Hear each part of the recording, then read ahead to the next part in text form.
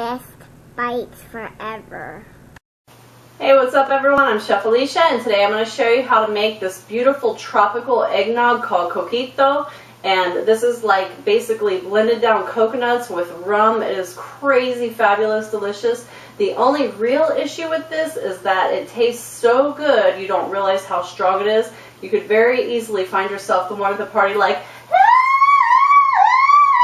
because you drank way too much Coquito. If you're acting like that, you've had like a shot too much, but well, you don't really drink it in shots. You drink it like eggnog, so I'm enjoying some myself right now. Can you tell? No, you can't. That's right.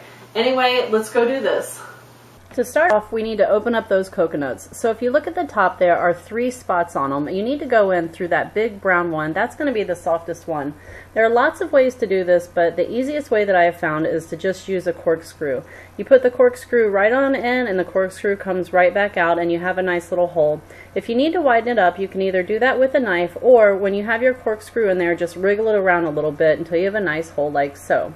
Next, drain all of the water out of the coconut. I only put one hole and I just shake it out. It only takes a few seconds and it's no big deal. The next thing that I need to do is crack open my coconut.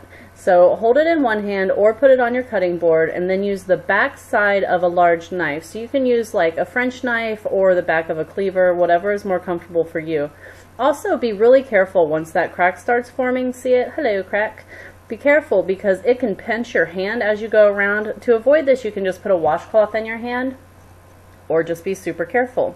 So once you have the crack all the way around, it opens right up, no problem. So I'm going to put this onto a sheet pan and I'm going to put it in the oven at 350 for about 10 minutes. This is only to get the shell to separate from the meat. This is not to cook the coconut. So once it comes out of the oven and cools, you can just kind of tap it with your knife and that shell is going to separate off of the meat really easily, as you can see.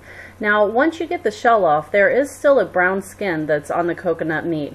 This is easy to take off too. All you need is a veggie peeler, so just take your vegetable peeler and carefully peel that brown skin off of the outside of the coconut meat. Once you get all of the brown off of the meat, then take it and rinse it off really well in a colander. Just make sure that you get all of the little brown bits out of it. And next we're going to move over to the food processor and we're going to shred that up. So you can also use your box grater if you want to do it the hard way or if you don't have a food processor, but either way, this is what your beautiful shredded coconut is going to look like. Now we are going to move over to the blender and add 1 cup of white rum.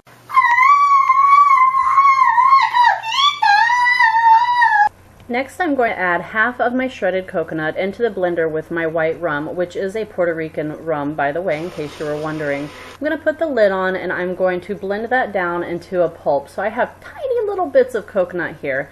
Then I'm going to move this over to a bowl that I have lined with a piece of cheesecloth, and I'm just going to place that pulp right into the bowl, and then I'm going to gather the cheesecloth up kind of tight because it just makes it a little bit easier, and then squeeze all of that liquid out of that coconut pulp. You can discard the coconut or use it for another use, but what we're interested in is the liquid, which is going to go back into the blender with the remainder of the coconut. I'm also going to add another half of a cup of rum, and then I'm just going to use a spatula and kind of poke it down in there so my blender can, blend it up easier. Put the lid back on and blend it down until you have that pulp again, and then I'm going to move back over to my cheesecloth. Again, just squeeze out all of that liquid and place it back into the blender. But this time I'm going to add some freshly grated nutmeg, and I'm also going to add a couple of eggs. But I want to have a little talk about these eggs. You need to either be using a pasteurized egg or you need to be using them from a safe source. I am fortunate enough to have my own chickens in the backyard. Hi chickens! Hi girls! Now I'm going to add in 14 ounces of sweetened condensed milk along with another half of a cup of that beautiful white Puerto Rican rum, and then I'm just going to put my lid on and mix this until it's well combined. Then it needs to go into the refrigerator for at least 3 hours. Overnight is better, and then it will be ready to serve. I like to garnish mine with a little bit of cinnamon, and it looks really beautiful like this. And enjoy, everyone! For more delicious recipes, be sure to check out my YouTube channel. Don't forget to subscribe while you're there. You can also check out bestbitesforever.com. Thank you so much for watching, and happy cooking, everyone. bestbitesforever.com. You guys, this is seriously so good. It turned into like some kind of, can you see this? got so thick in my fridge, it turned into like some amazing, delicious, like rum pudding, delicious cocoa, yummy, I don't even know what. Oh my goodness. Do you see it? Like, no, really. Look at the thickness.